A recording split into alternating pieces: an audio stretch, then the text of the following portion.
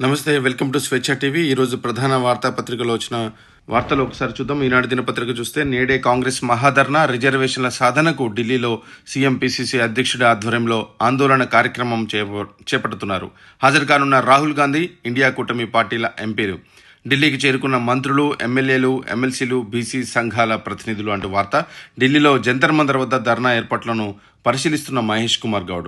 ఉత్తర కాశీలో ఉత్పాతం, ధారాలి గ్రామాన్ని తుడిచిపెట్టిన వరద, నలుగురి దుర్మరణం, వరదలో చిక్కుకున్న 60 నుంచి 70 మంది, శిథిలాల కింద మరో 12 మంది దాకా ఉండవచ్చు. ప్రధాని దిగ్భ్రాంతి వ్యక్తం చేశారు. సహాయ చర్యలకు ఆదేశాలు. ఈ ధారాలి గ్రామంపైకి దూసుకొస్తున్న వరద ఫోటో కూడా మనం చూడవచ్చు, ఎంత తీవ్రంగా ఉందో అది. ఇక ఏకపక్షం నిరాధారం అంటూ కుట్రపూరితంగా ఘోష్ కమిషన్ విచారణ సాగింది అని ఒకవైపు చూసి విని నిలబడి నివేదిక ఇచ్చినట్లుంది. తమ్మడిహట్ట దగ్గర నీటి లభ్యత లేదని కేంద్రమే చెప్పింది. కాళేశ్వరం ప్రాజెక్టుకు కేబినెట్ ఆమోదం లేదన్నది పచ్చి అబద్ధం అంటూ ప్రజెంటేషన్లో మాజీ మంత్రి హరీష్ రావు వెల్లడించినటువంటి వార్తను మనం చూస్తున్నాం.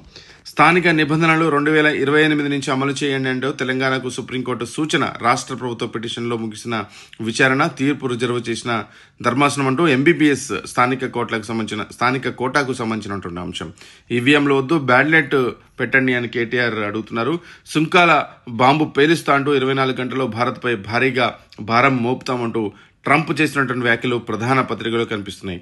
జయశంకర్ పోరాట యోధుడు అంటూ ఆయనకు నివాళులు అర్పించినటువంటి సీఎం రేవంత్ రెడ్డి ప్రకటన చూస్తున్నాం.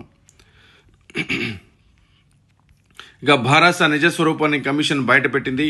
చట్టసభలో న్యాయస్థానాలంటే ఆ పార్టీకి గౌరవం లేదు. హరీష్ వ్యాఖ్యలపై ఉత్తమ్ కుమార్ రెడ్డి మండిపాటన్నటువంటి వార్త. ఏకపక్షం నిరాధారం అని హరీష్ అంటుంటే మీకు కనీసం కమిషన్ మీద గౌరవం లేదా, చట్టం మీద గౌరవం లేదా అని ఉత్తమ్ కుమార్ రెడ్డి ప్రశ్నిస్తున్నారు. వెలుగు దినపత్రిక చూస్తే ఉత్తరాఖండ్లో క్లౌడ్ బరస్ట్, 60 మంది గల్లంతోనే వార్తను ఇక్కడికి చూడవచ్చు. ఢిల్లీకి బీసీకి సేగా 42% బీసీ కోటా కోసం నేడు జంతర్ మంతర్ వద్ద రాష్ట్ర సర్కార్ ధర్నా చేయబోతుంది. బీఆర్ఎస్లో కుదుపు అంటూ ఓవైపు విచారణలో, మరోవైపు పార్టీని వీడుతున్న మాజీ ఎమ్మెల్యేలు. ఇప్పటికీ పార్టీకి బాలరాజు రాజీనామా చేశారు. మరో 10 మంది దాకా గులాబీ జెండాను పక్కన పట్టే యోచనలో ఉన్నారని నాటి ఫామ్ హౌస్ ఎపిసోడ్లో ఎమ్మెల్యేలంతా బీజేపీలో చేరే ఛాన్స్ ఉంది. పార్టీ పెద్దలను ఉక్కిరిబిక్కిరి చేస్తున్న వరుస విచారణలు, ఆనాటి ప్రభుత్వ పెద్దలను దోషులుగా తేల్చిన కాళేశ్వరం విద్యుత్ కమిషన్లు, పార్టీ నేతలకు ఫార్ములా ఈ, ఫోన్ ట్యాపింగ్, గొర్రెల స్కామ్ ఉచ్చు, అతిపెద్ద తలనొప్పిగా మారిన కవిత తిరుగుబాటు అంటూ బీఆర్ఎస్లో కుదుపుకు సంబంధించిన వార్తను కూడా మనం చూస్తున్నాం. రాష్ట్రానికి కాళేశ్వరం గుండెగాయ అని హరీష్ అంటే న్యాయ వ్యవస్థనే అవమానిస్తారంటూ ఉత్తమ్ ప్రశ్నిస్తున్నారు. అమెరికాకు సంబంధించినటువంటి వార్తలు. వీసా గడువు ముగిసినా అమెరికాలో ఉంటే చర్యలు తీసుకుంటామంటూ భారతీయులకు అమెరికన్ ఎంబసీ హెచ్చరికలు జారీ చేసింది. 24 గంటల్లో ఇండియాపై మరిన్ని టారిఫ్లంటూ ట్రంప్ చేసినటువంటి వ్యాఖ్యలు. అమెరికా పోవాలంటే ఇక మీదట 13 లక్షలు కట్టాల్సిందే. షూరిటీ బాండ్లు ఇవ్వాలని యుఎస్ రూల్స్ పెట్టింది. గడువులోగా వెళ్ళిపోతేనే రిఫండ్ చేస్తాం, లేదంటే నో అంటూ బిజినెస్, టూరిస్ట్ వీసాలకు వర్తింపు. High visa over stay rate ఉన్న దేశాలపై ప్రభావం పడబోతుందంటూ చూస్తున్నాం. రాహుల్ మాటలో తప్పేముంది అంటూ ప్రజల సమస్యలు ప్రభుత్వానికి నిలదీసే హక్కు అపోజిషన్కి ఉంటుంది. రాహుల్పై సుప్రీంకోర్టు జడ్జి కామెంట్లను ఖండించిన ఇండియా కూటమి, రాజకీయ పార్టీల హక్కులను పరిమితం చేసే కుట్ర జరుగుతుందంటూ దేశ ప్రయోజనాలే తమకు ముఖ్యమని కామెంట్ చేస్తున్నారు. ఖర్గే ఆఫీసులో సమావేశమైన ఇండియా కూటమి నేతల ఫోటోను మనం చూస్తున్నాం వెలుగులో. ఇక ఢిల్లీకి బీసీసీగా అనే వార్త కూడా కనిపిస్తుంది. కాళేశ్వరానికి సంబంధించినటువంటి వాదనలు, ప్రతివాదనలు, ఇలా అనేక వార్తలు మనం వెలుగు దినపత్రికలో చూస్తున్నాం. సాక్షి దినపత్రిక చూస్తే ఏకపక్షం కాదు, కాళేశ్వరం బ్యారేజీల నిర్మాణం కేసీఆర్ సొంత నిర్ణయం కాదు, ఆ ప్రాజెక్టుకు కేబినెట్తో పాటు అసెంబ్లీ ఆమోదం కూడా ఉందని హరీష్ నిన్న చేసినటువంటి క్యాబినెట్. న్యాయ వ్యవస్థను అవమానిస్తారంటూ ఉత్తమ్ చేసినటువంటి వ్యాఖ్యలు కూడా మనకు కనిపిస్తుంది. ఇక ప్రధాని మోదీ నిన్న ఎన్డీఏ మీటింగ్లో సాధించాల్సిన ఘనతలు ఇంకెన్నో ఉన్నాయని అంటున్నారు. సీఎస్ పదవీకాలం మరో 3 నెలలు పొడిగించే అవకాశం ఉందంటూ రామకృష్ణారావు పదవీకాలం పొడిగింపు సంబంధించిన వార్తను కూడా మనం చూస్తున్నాం. మంత్రి పదవి ఇస్తారా ఇవ్వరా మీ ఇష్టం, పదవి కోసం కాళ్ళు పట్టుకునే బతిమలాడే రకం కాదు నేను అంటున్నారు రాజగోపాల్ రెడ్డి. అవసరమైతే మళ్ళీ ఎమ్మెల్యేకు రాజీనామా చేస్తా, మళ్ళీ త్యాగం చేస్తా. నిన్న మొన్న వచ్చిన జూనియర్లకు పదవులు ఇచ్చారన్న ఎమ్మెల్యే కోమటిరెడ్డి రాజగోపాల్ రెడ్డి. లోకల్ ఎవరో కానిదెవరో అంటూ ఎంబీబీఎస్ సీట్లకు సంబంధించినటువంటి వ్యవహారం 2028 తర్వాత తీసుకోండి, ఇప్పటి వరకు అయితే పాత నిబంధనలే పాటించండి అంటూ నిన్న చెప్పినట్లుగా తెలుస్తుంది.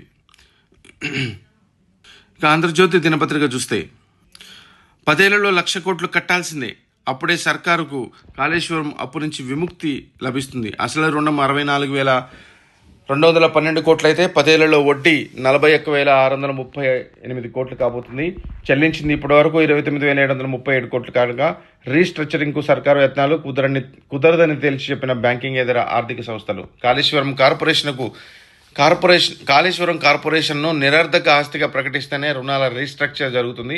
ఆర్ఈసీ స్పష్టీకరణ చేసినట్లుగా ప్రాజెక్టు నిరుపయోగం, సర్కారుపై రుణభారం అంటూ కట్టాల్సింది 10 ఏళ్లలో 1,00,000 కోట్ల వంటి వార్తను మనం చూస్తున్నాం. కాళేశ్వరం నివేదిక కాంగ్రెస్ కుట్ర అని హరీష్ రావు అంటున్నారు. ఇక ఉత్తరాఖండ్లో జల ప్రళయం, ట్యాంకర్ మింగిన రోడ్డు అంటూ మరొక వార్త కూడా కనిపిస్తుంటే బీసీ రిజర్వేషన్ల సాధనకు నేడు ఢిల్లీలో సమరం. మన కాంగ్రెస్ పార్టీ నేతలందరూ ఇప్పుడు ఢిల్లీకి చేరుకున్నారు. అవసరమైతే మళ్లీ రాజీనామా అంటూ కోమటిరెడ్డి చేసినటువంటి వ్యాఖ్యలు, భారత్పై భారీగా సుంకాలంటూ ట్రంప్ చేసినటువంటి కామెంట్స్ కూడా మనం చూడవచ్చు. ఇక ఉత్తరాఖండ్లో జల ప్రళయానికి సంబంధించిన వార్త కూడా మనకి కనిపిస్తుంది ఆంధ్రజ్యోతి దినపత్రికలో. ఎన్డీఏ సహజ కూటమి, అమిత్ షా అరుదైన రికార్డు సాధించారు. కేంద్ర హోంమంత్రిగా అమిత్ షా అరుదైన ఘనత సాధించారు. అత్యధిక కాలం దేశ హోంమంత్రిగా పనిచేసిన నేతగా గుర్తింపు పొందారు. వాజ్పేయి హయాంలో బీజేపీ అగ్రనేత అద్వానీ 2,256 రోజులు, 6 ఏళ్ల 64 రోజులు హోంమంత్రిగా పనిచేయగా మంగళవారం నాటికి 2,258 రోజులు, 6 ఏళ్ల 66 రోజులతో షా ఆయన్ను అధిగమించారు.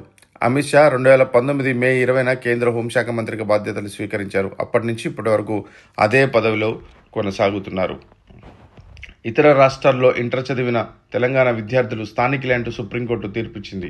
ప్రశ్నార్థకమవుతున్న ఈసీ విశ్వసనీయత అంటూ ఏ కృష్ణారావు గారు రాసినటువంటి ఒక ప్రత్యేక కథనం మనం చూడవచ్చు ఎడిటోరియల్లో.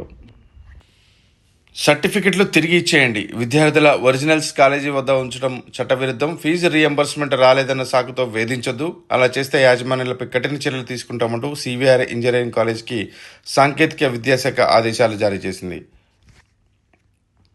ఐటీ చెల్లింపుదారులకు రేషన్ కార్డులు కట్ చేస్తాం, ఇలాంటివి రాష్ట్రంలో 8 లక్షల కార్డులు ఉన్నాయని అంచనా వేస్తున్నట్టుగా కనిపిస్తుంది. ఇక చక్రబంధంలో కేసీఆర్ అంటే ఒక ప్రత్యేక కథనం. దోషిగా నిలబెట్టిన కాళేశ్వరం కమిషన్, త్వరలో బహిర్గతం కానున్న విద్యుత్ ఒప్పందాలు. ఒకవైపు కేటీఆర్పై కవిత విమర్శలు, మరోవైపు బీజేపీలో బీఆర్ఎస్ విలీనమంటూ ఊహాగానాలు. అంతలోనే కమలం గూటికి గువ్వల, త్వరలో మరికొందరు చేరుతారంటూ ప్రచారం. ఇంటా బయట చుట్టుముడుతున్న సమస్యలు. చక్రబంధంలో కేసీఆర్ అంటూ ఈ వార్తను మనం చూస్తున్నాం. దిశలో ఒక ప్రత్యేక కథనంగా. అసెంబ్లీలో చీల్చి చెండాడతామంటున్నారు హరీష్ రావు. జల విలయానికి సంబంధించిన వార్త ఇక్కడ కూడా కనిపిస్తుంది. 24 గంటల్లో భారత్పై భారీ సుంకాలంటూ ట్రంప్ చేసినట్టు కనిపిస్తుంది. కేంద్ర సర్వీసులకు ఐఏఎస్ అధికారిని అలుగు వర్షిని వెళ్తున్నట్టుగా ఒక వార్త. ప్రతి ఐఏఎస్ కొంతకాలం కేంద్ర సర్వీసులో పనిచేయాల్సి ఉంటుంది.